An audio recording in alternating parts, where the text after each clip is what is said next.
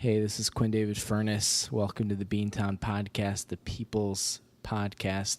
I will be your host for this episode, number 27, Saturday, July 14th, 2018. Coming to you live from Princeton Township, New Jersey, here for work. I was in New York doing some stuff earlier. I am in Princeton right now and tomorrow, and then I will be in Philadelphia, Pennsylvania on Monday doing some work. So quick little mini road trip here.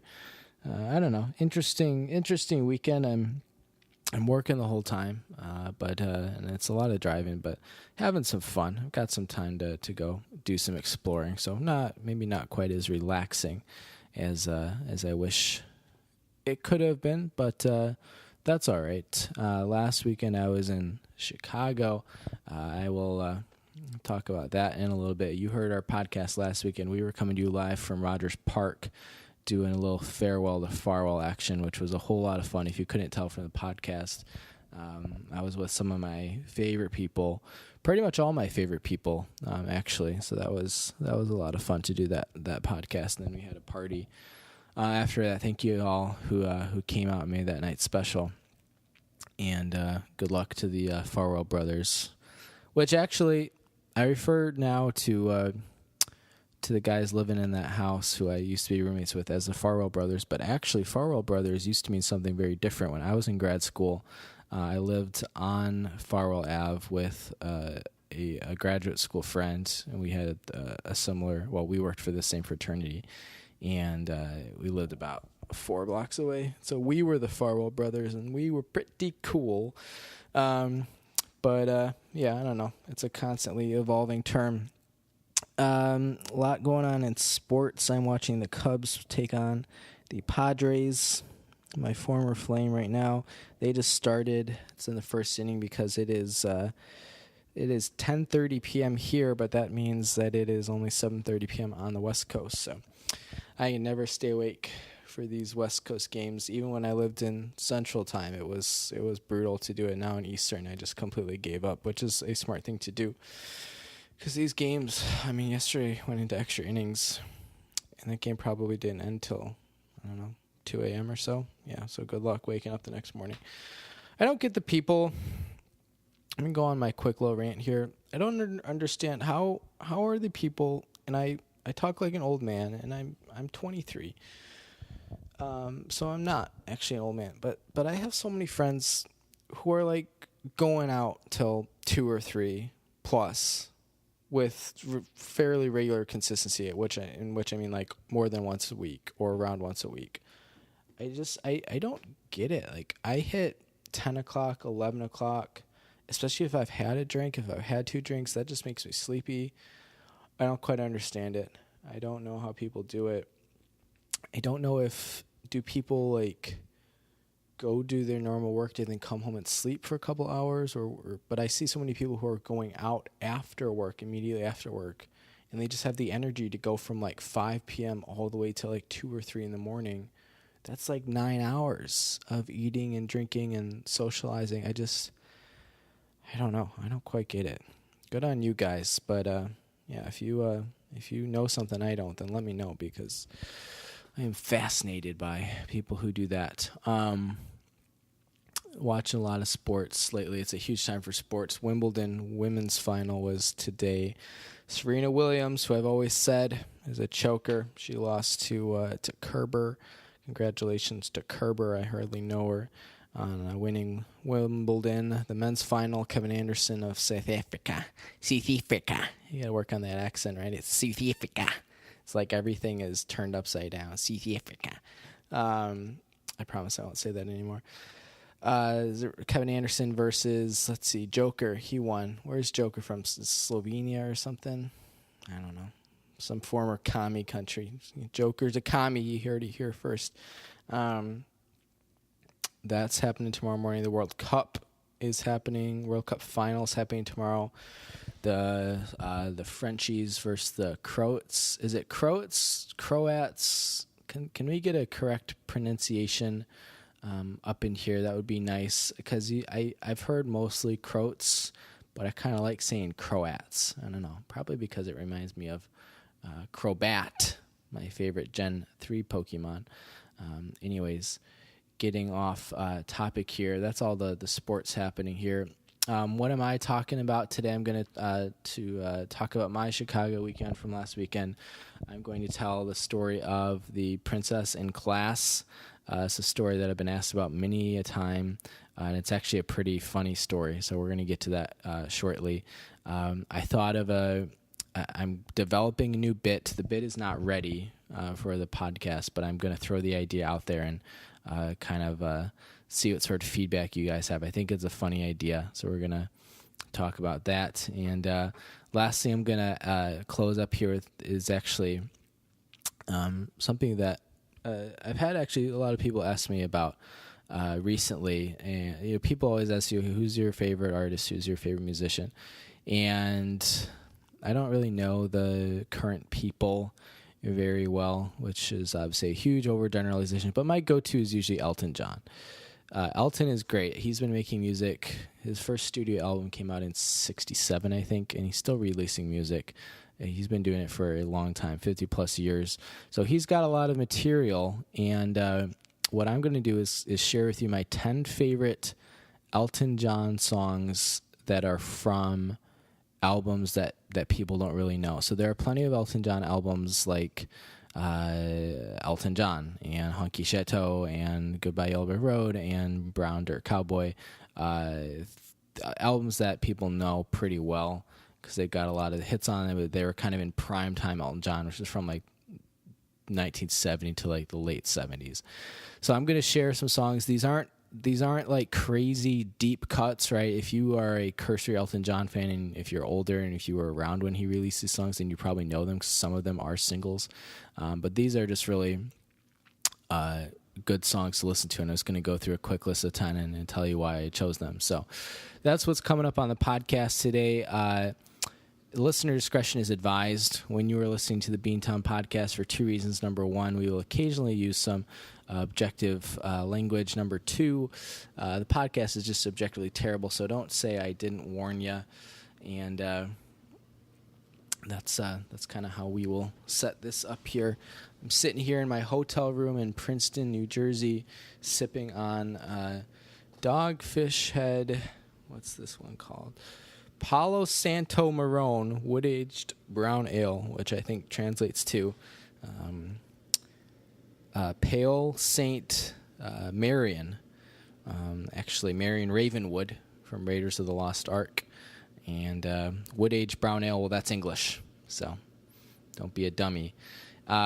It's very good. It's 12%. I'm working on my second one, although I had the first one about 2 hours ago. I ate this really crappy cheesesteak, a Philly cheesesteak, right? You go to Princeton, New Jersey, you get a Philly cheesesteak. That's just how it works.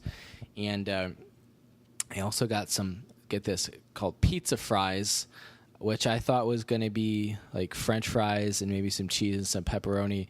Well, it was French fries, clearly like straight out of the Ore-Ida freezer section and covered in just like one giant slice of provolone or mozzarella, and then just like the fries were swimming in the marinara sauce, and it didn't work for me. It's going to be a no for me, dog.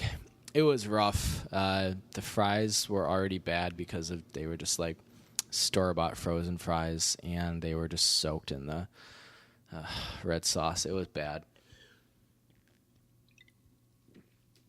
But, yeah, so if you ever see pizza fries, you've been warned. It sounded like a good idea on paper, you know. It's one of those things that seems like a good idea, like going in the hotel hot tub when there's other babes around, but then you figure out that they're moms, and it's just kind of like, it's an awkward situation. Let's just be blunt about it. I was in Chicago this past weekend, which you all know because you listened to the podcast last week. I was doing a bunch of different things. I got to see a ton of people going. This was my fourth time that I'd gone back. I'm on this hotel couch, right? I got the suite, and the couch is like okay, but there are no pillows, and it's got pretty uncomfortable armrests. So I'm like trying to pull off the the psychiatrist couch look, but it's just really crimping my style and more specifically my neck. So this is just very difficult for me. But going to Chicago is always fun. It can always be a little bit tricky because you want to balance. You want to balance the amount of time you're there with the amount of people that you get to see and the amount of time you want to spend with them. So there are, certain friends where you want to spend a certain amount of time with, other friends you want to spend more time with, other friends less time with, that sort of thing. And it's always difficult to get that perfect because there are so many people in Chicago that I do want to see. Some of them who I really miss and who I still talk to fairly frequently. Some of them I pretty much only talk to when I'm in Chicago, but I still miss them and I enjoy their company. So it's finding that balance. And the first 3 times I'd gone to Chicago, I'd had varying success in finding that balance. But this past weekend was great. I struck perfect balance. I got to see pretty much, honestly, all the people I wanted to see. Except for one friend who had moved to the West Coast, San Diego, actually, as I'm watching a Padres game. Otherwise, I got to see everybody I wanted to see, which was great. But it was a lot of fun. I had, before we started recording, we were drinking some beer and eating some pizza at Farwell, and had a friend brought up the princess in the classroom story from my undergrad days, which I had forgotten about, but it is actually a freaking hilarious story, and I've had 1 or 2 other people in the past ask me to talk about it on the podcast, so I will do that right now. I won't disclose her name just because she's crazy, and you'll see it. Not that she would ever discover this podcast, I don't think, but she's just crazy enough that it could happen. Anyways, so there's this girl. It was my senior year of college, which was actually my junior year. It was my 3rd year, but it ended up being my senior year. And I had basically maxed out the music theory, music history, musicology classes in the undergraduate curriculum where I went to school. And so being that was what I was interested in, I requested to take some graduate courses, and of course they didn't care. Like I was approved, I was accepted. So I was taking this classical music post World War II class, so 1945 to basically 21st century, which is some pretty trippy shit. And I was the only undergraduate student in this class. I was in it with all grad students, and there's this one grad student, a vocalist at my school, who had a pretty bad reputation at school for a bunch of different reasons. 2 things, though. Number 1, she was, I'm pretty sure, addicted to crack, I think was her drug of choice. I never actually saw her do it, but from the people I knew, I'm pretty sure it was either coke or heroin. It wasn't meth. It was coke or heroin. I don't remember which one, but I think it was coke. And so she kind of had that reputation because that wasn't a common thing. I mean, everybody at school smokes pot, but to do coke was a pretty uncommon thing. To be able to do that and be a master student studying vocal performance, that's just like that's tough to pull off, frankly. Number 2, her side gig, I guess, is her primary gig because I don't know how else she would make money. She owned like her own dress up as a princess type company, go to kids like birthday parties and stuff. Very, very simple concept. She did that. And I think that's fine, whatever. That's what you want to do, like make kids happy. But when you combine that with the like constantly high on cocaine angle, and she rode this scooter all around campus that kind of just added to the lore. And here's the kicker: she would come into class almost always late, wearing her princess outfit still. Like, how many classes did you guys get to take in college where you got to sit behind Snow White in every class. So anyways, so it's pretty frequently she'd come into class. I had my same spot I would sit in, and ended up being right behind her. And I would take pictures, and I remember I had one really good caption that I posted to Facebook back when Instagram wasn't a big deal. She was dressed as Cinderella, and I said,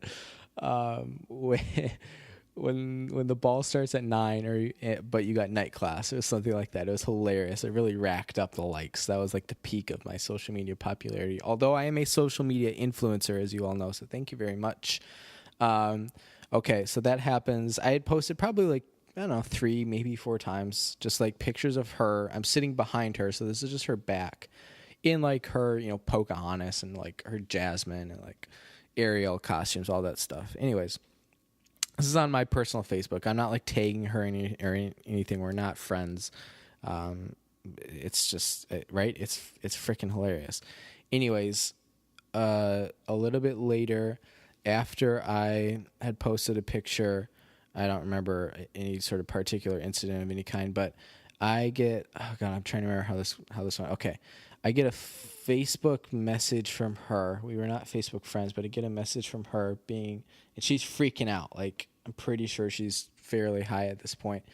And she, like, all caps, like, oh my God, you have to take it down. And I just think this is hilarious. So I'm playing with her a little bit. I'm pretty good at that sort of like online trolling thing, anyone who knows me. So I'm having some fun with it. Next thing I know, I'm getting a Facebook or like an email from her dad, who is like some sort of uppity rich somebody, which actually after the fact made a lot of sense, because I'm pretty sure she was like not actually a good singer and probably failing most of those classes because she was high on drugs. I think that her dad was like a huge donor to the School of Music, and so the connection kind of makes sense. She was basically getting her master's degree for free because of her social status. Anyways, when I get that letter from her dad, I'm just like, okay, this isn't worth it. Like, whatever. I got my likes. Okay, let's take it down. So I take it down, and right, I'm thinking, okay, that's like the end of it. Whatever. This was fun. Cool. Next thing up. Well, that wasn't the end of it. I got 3 separate emails next. I got one from our professor, which was just like the most embarrassing thing because he was the head of the musicianship department, and like one of the faculty members I was closer with on campus, like a very chill dude. It was like super nice. Had always been good to me. And this I'm going to come out and say this bitch had emailed him bitching about my Facebook post, which was in no way insidious, right? Like, I think you're entitled to take a picture of somebody when they come into your class at 10 a.m. in the morning dressed like a princess. But anyways, that's just my personal belief. So now he was wrapped up in this. She also emailed my boss when I was an RA, which was just like stupid. And she emailed the dean of students. Like, what's even your complaint at this point? Not to mention the pictures are down. Anyway, so I didn't have to do anything with my professor. He just emailed me and was like, can you take them down? And I was like, yeah, I did, like, yesterday. But then I get an email from my boss in Res Life, and I had to go meet with her. And I walk in, and she's just like, okay, so tell me what's going on. I tell her the story, which takes 30 seconds, way faster than the story I'm telling now, because I'm just terrible at telling succinct stories now, apparently. And she just laughs, and she's like, but you, like, took the photos down, right? And I was like, yeah. And she was like, okay, everything's good. And I was like, I know. So I walked out of that. But then I had to go meet with the dean of students.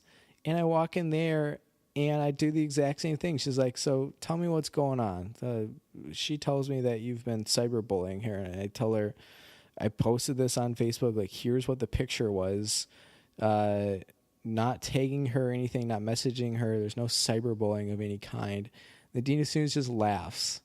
And I'm like, yeah, I don't, like, what else am I supposed to do? And the dean of students is like, all right, you're good, man.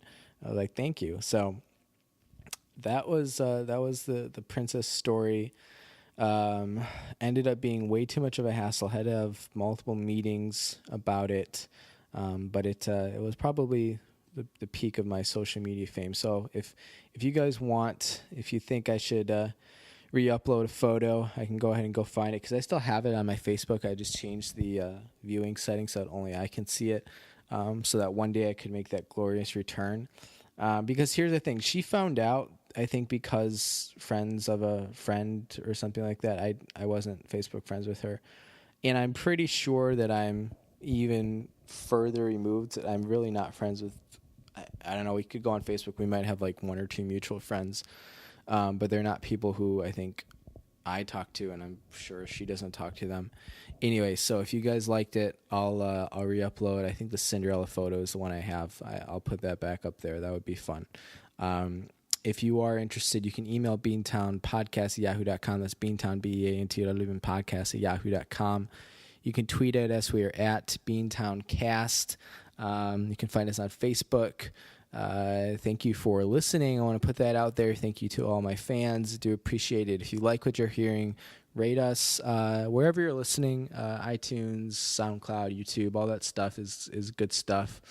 We're working to build a listener base, and it's great when we're trying to get those sponsorship dollars, specifically from Jack Links.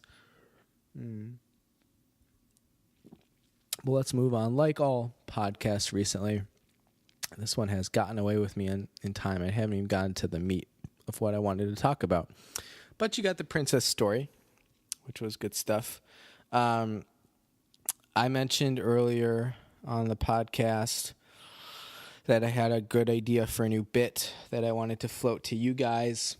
This is not a finished bit by any means. In fact, it's not even a bit right now. It's just an idea. It's a Christian, all-white, very conservative fraternity called Alpha Omega, which the name already just cracks me up. I'm sure somebody has thought of this already and done some sort of routine on it, but I am now discovering for myself. It's called Alpha Omega, and I don't know, there's a couple different things that happen at Alpha Omega. I'm pretty sure instead of playing beer pong, you play communion pong. Every time someone gets in the cup, you gotta break bread. Let's just put it that way. I imagine Alpha Omega's having a frat party, and there's a new kid on campus. He's a freshman. He's a Mexican immigrant, and he wants to come party, and rings the doorbell, and Alpha Omega brothers, they open it up and say, hey, if you want to come party, you can do it legally. There's a tragic event on campus, and Alpha Omega, they're sending their thoughts and prayers.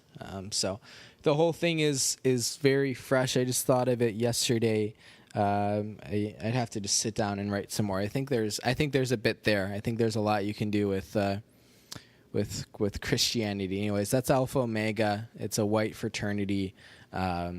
Pretty much it's a white fraternity, white male fraternity. Here's the thing. Pretty much anyone is allowed, though, in this fraternity, except for blacks, Latinos, any other people of color, immigrants, women, and anybody else who, if you're not white, you're not allowed. But other than that, anyone else, if you're a male and you're white, is allowed. So it's actually fairly inclusive, I think. And I think that there's some rich material there. If you think of anything that you think would be funny for Alpha Omega to do or to happen to Alpha Omega, I'm definitely fielding those ideas, those comments. So let me know in the comment section. Shoot me a text, shoot me an email. You guys know where to find me. I'm on Snapchat all the time. I'm a social media influencer. Thank you kindly. You know what I was doing today, and I think I had mentioned this very early on in my podcast. I was driving past Staten Island today. Does anybody really know what's going on Staten Island? I don't quite understand it. No one ever talks about Staten Island. Do people live there? Does the subway go there? Are there houses on Staten Island? Right? is there anything really going on, or is it just sort of this wilderness? I would get in there and investigate it for myself, especially because I was just across the Hudson from it today. But I'm fearful that if I go to Staten Island, it's gonna be like Will Smith and I Am Legend. There's just gonna be like zombies everywhere, and then my dog's gonna turn into a zombie, and I don't even have a dog, so there's more problems than just the zombies right now. So if anyone listening to this podcast has ever been to Staten Island, or if they've ever heard tall tales or legends, you can let me know as well, because you don't hear anything about Staten Island. It's kind of like the Bermuda Triangle. Stuff just goes there and it disappears. So that was just a thought I had. I do want to finish up here. This couch. Quinn, it's a pull-out. Sounds like opposite of me in college. I will not be sleeping on this. I got a king-size bed. I'm checking into the suites here at Princeton earlier today, and the nice guy, he's got a Jersey accent. Sounds like Chris Christie. Says, we got you in for a king, right? And I said, I don't fucking know, man. Whatever I signed up for online, just put me there. So I got a king bed. Oh, I'm belching from those pizza fries. Oh, man. Note to self, don't do the pizza fries next time. Bad choice. Let's get to that Elton John action, because I'm actually really excited about this. So for any of you, everyone knows Elton John. You know his hits, which are probably way more than you can think of. Right off the top of my head, I'm thinking Your Song, Tiny Dancer, Rocket Man, Crocodile Rock, Saturday Night's All Right for Fighting, Goodbye Yellow Brick Road, Someone Saved My Life Tonight. I could list another 10 that are super well known and on the radio all the time. Don't Go Breaking My Heart, Kiki D, Don't Let the Sun Go Down on Me, George Michael. Long story short, there are a billion really famous Elton John songs. So as you can probably expect, with 30 studio albums and a bunch more live albums, there are a lot of Elton John songs that you may have never listened to before, but they are actually amazing. So these are kind of songs. Some of them were released as singles, so some of them used to be popular, got some radio play back in the day. But the whole purpose of this top 10 list that I'm going to give to you is that these are songs that come from albums that you probably don't know. So whether you're like a super Elton John fan like me or not, you probably know some of his more famous albums. So what I'm pretty much cutting out here are his albums from 1970 until about 75, which is just prime Elton John. We're talking his self-titled album, which is number 2. So I'm going to not include his first album because there's a song on there that it's a deep cut that's really good. But number 2, Elton John, then Tumbleweed Connection, Madman Across the Water, Honky Chateau, Don't Shoot Me, I'm Only the Piano Player, Goodbye Yellow Brick Road, Caribou, and Captain Fantastic, Brown Dirt Cowboy. All those albums are just chock full of hits, and you probably know a lot of those songs already. So I'm not including those albums, but these are songs from the rest of his 24 albums, from 1969 all the way up until, I think the most recent one I have is 2004, although he has some albums since 2004. Songs from those albums. So number 1 is Skyline Pigeon. This comes from Empty Sky, which is his first album back in 1969, I think. But it's Skyline Pigeon, actually, one of Elton's favorite songs to sing. It's a really beautiful ballad. Go check it out. If that's the theme of this whole list, go check these songs out. Listen to them while you're cooking dinner or in the shower. I wouldn't do this list if I didn't think that they were interesting songs to listen to. So Skyline Pigeon, number 1. So then we skip past all of Those albums from like 70 to 75. This next one is from 1971, but it's not from an Elton John album. It is from the soundtrack of a movie called Friends, which I've never seen, and I don't think is terribly popular in U.S. film culture. But the song is called Can I Put You On?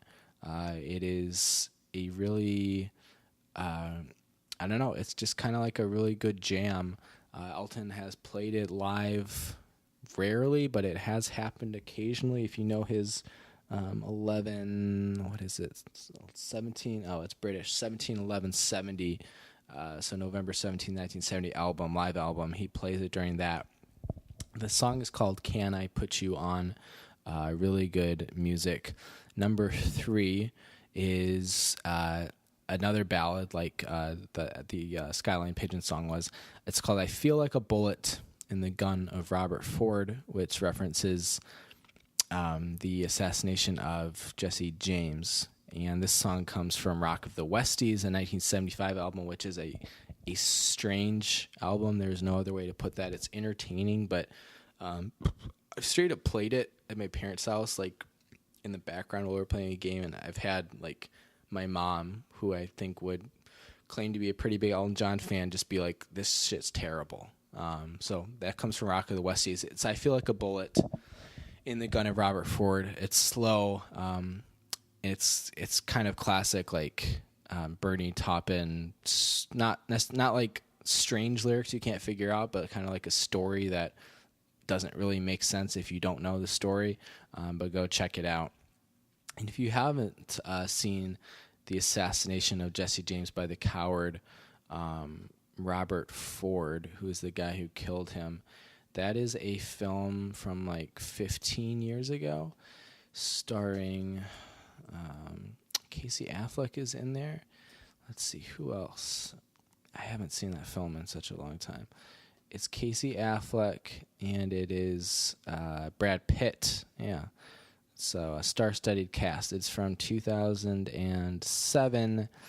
It is directed or produced by Ridley Scott, actually, who you all know. Brad Pitt, Casey Affleck, Sam Shepard is in it. Jeremy Renner is in it. Sam Rockwell. Man, I'm forgetting how great this cast was. Paul Schneider is in it, and Mary Louise Parker, who is famous for Weeds. Anyways, Zooey Deschanel also with a guest spot. She's unforgettable. Really good cast. Casey Affleck's won an Oscar. Sam Rockwell's won an Oscar. I assume Brad Pitt's won an Oscar. Anyways, moving on. That was I Feel Like a Bullet in the Gun of Robert Ford. That was number 3. It comes from Rock of the Westies. Number 4, Dancing Time. Bite Your Lip, Get Up and Dance. It is the closing song from Blue Moves, and I felt a little cheap including this one because this was actually a fairly big single in its time, and Blue Moves isn't a completely obscure album, but I could put Blue Moves in front of just like casual music listener, and you probably wouldn't know. You probably wouldn't know any of the songs. So Bite Your Lip, Get Up and Dance is totally a jam band song.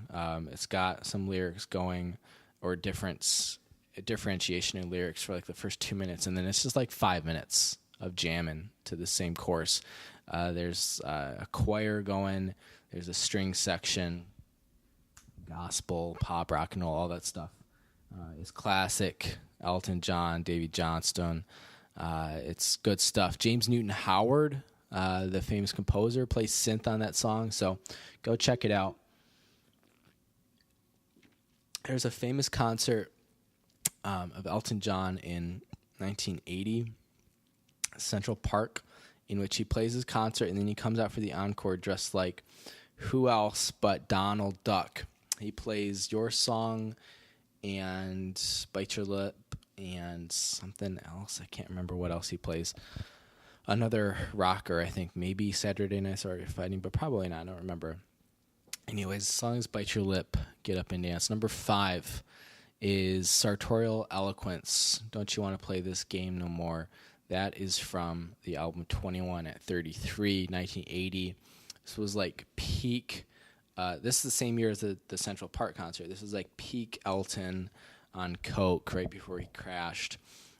It's sartorial eloquence. The lyrics are the best part of this, which is interesting because unlike almost all of Elton's songs, which are almost all lyrically written by Bernie Taupin, this one is written by Tom Robinson, who's a singer. It's got some writing credits to his name, but this one is one that I'm relatively new to, but it's called Sartorial Eloquence.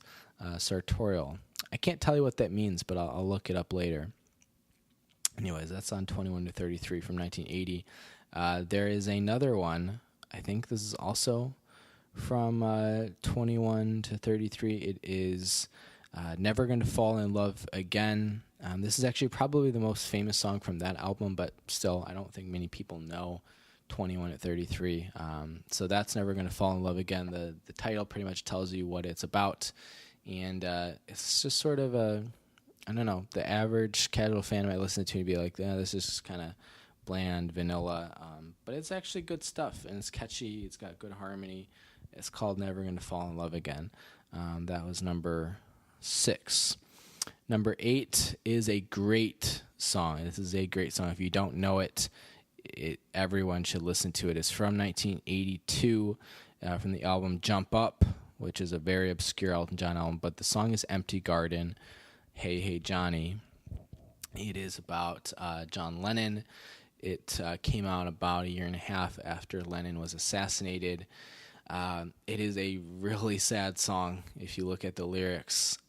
It is a beautiful song, but I don't know. It's a really good one, and it's not a song you're gonna come across very frequently. You know, Candle in the Wind is such a huge hit, and I don't know. I like Empty Garden just as much as, if not more, from just a musical perspective. But it's Empty Garden. It is a tribute to John Lennon. It sounds very much like it could be a Beatles song. So go check that out. It's a good one. Number 8 on this list might be my favorite one from the entire list of 10 here. It is Wrap Her Up, which was a single that feels like it should have done way more. It's from the album Ice on Fire, which is just prime 80s album title. It is Elton John featuring George Michael. May he rest in peace. Rip in peace, George. It is I don't know, like, this song should be played in clubs everywhere, gay, straight, lesbian, or otherwise. It's super catchy. It's got a great bass line. You can find the extended version all over YouTube. You go find the version that's like 6.5 minutes long. It is super catchy, and it will make you want to dance. I don't know. I can't even say enough about this. I'll turn this one on in the shower. It lasts the whole time because it's 6.5 minutes. And I'm getting pretty jiggy with it. I'm really going wild when I'm listening to Wrap Her Up. I get extra clean. And that bass line, the bo-do-do-dum, bo-do-do-dum, bo-do-do-dum, bo-do-do-dum. If you listen to it, you'll know what I mean. This just popped up a couple hours ago. Nancy Sinatra died at 101, believe it or not. R.I.P. Nancy. This is turning into the funeral podcast. Funeral is also the debut album from Arcade Fire, who I saw in concert last year, almost exactly a year ago. A little bit less than that, I guess. Arcade Fire is great, but we're not finished with Elton John yet. I'm moving slowly through this beer, which is a good thing because it is powerful. Number 9 is from the album The Big Picture. We're jumping all the way to 97 here. It is called Recover Your Soul. And this song actually has a special place in my heart because, and if my brother Jack is listening to this, he'll remember this. We had my grandpa's truck in northern Wisconsin, just the two of us. He was probably 16 or 17, just new to driving. I was like 13, 14. And we got the truck for an afternoon, which was like a cool, pretty big deal. and we took it to the local town of Birchwood, Wisconsin, which is just a heck of a place, let me tell you. And we took it into town where there's all of like 5 shops and a school. Birchwood High School must have like 30 people in the graduating class. There's nobody there. And one of the shops, of course, as you'll see all over the Midwest, is a junk shop. It's fun, nice way of saying antique shop, just the other way around. And so we go in there, we're just poking our heads in, and we're poor high schoolers. We don't have any money. We're not spending anything. So we're just like entertaining ourselves. We're there for like 10 minutes. And we're walking out, and I spot out of the corner of my eye an Elton John cassette tape.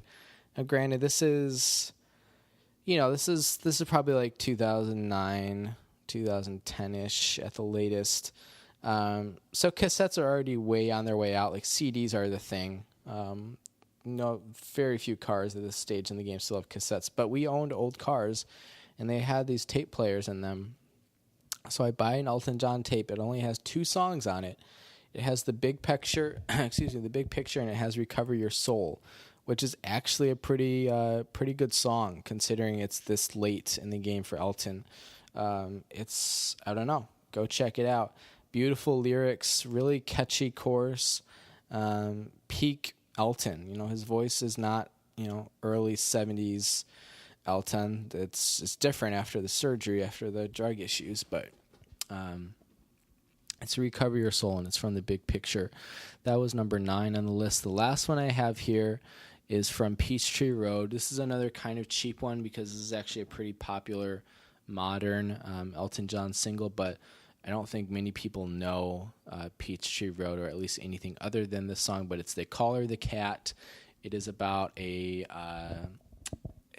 a man who undergoes a gender change to become a woman. It's super catchy. It's very emblematic or representative of Elton John's 21st century sound. He has fun jamming to it. You can go find it online. He gets the backup singers going, good horn section, very upbeat, funny lyrics that you'll miss if you're not really paying attention, good puns, all that stuff. Shows you that Elton still got it. So that one's called "They Call Her the Cat." Endless innuendos there regarding the female anatomy. Anyways, that was my list of 10 Elton John songs.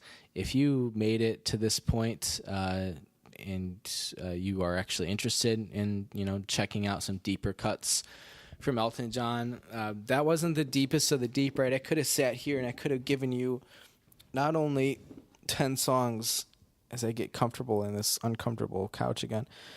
Not only 10, I could have given you 10 super obscure songs from 10 obscure albums, and that still could have been fun, but these songs are actually, I handpicked them because I really enjoy listening to them. I can pair on any one of those 10 songs and instantly be satisfied, in a good mood, be feeling good about my listening. So go check it out. Some of those are really good lyrics and slower, like I feel like a Bullet in the Gun of Robert Ford, or "Recover Your Soul." Some of them are just really good dance songs. They're bangers, like "Bite Your Lip," "Get Up and Dance," "Wrap Her Up," "They Call Her the Cat." Those songs are all like crazy fun to dance to, and they're just really fun to listen to. So check those out. That's Elton John. He's amazing for the stuff and he's just as amazing for the stuff that you've never heard of. So if you do want to explore him a little bit more, that's my list. I'm thinking next week. I've also been getting some people, because anyone who knows me knows that I go to the movies a ton, and I've probably seen, we're in July. This calendar year alone, I've probably gone to the movies around, I don't know, let's say 40 times, maybe closer to 50. That 50, that's too high. 40 times, that sounds about right. I've seen a lot of movies, some of them on repeat, but a lot of them not. And it's a lot of movies that I actually will forget about unless I talk about. So I think I'll make a list of, obviously not all the movies I've seen because that would be ridiculous, but I'll make a list of some of the more notable ones that I saw if I can remember them.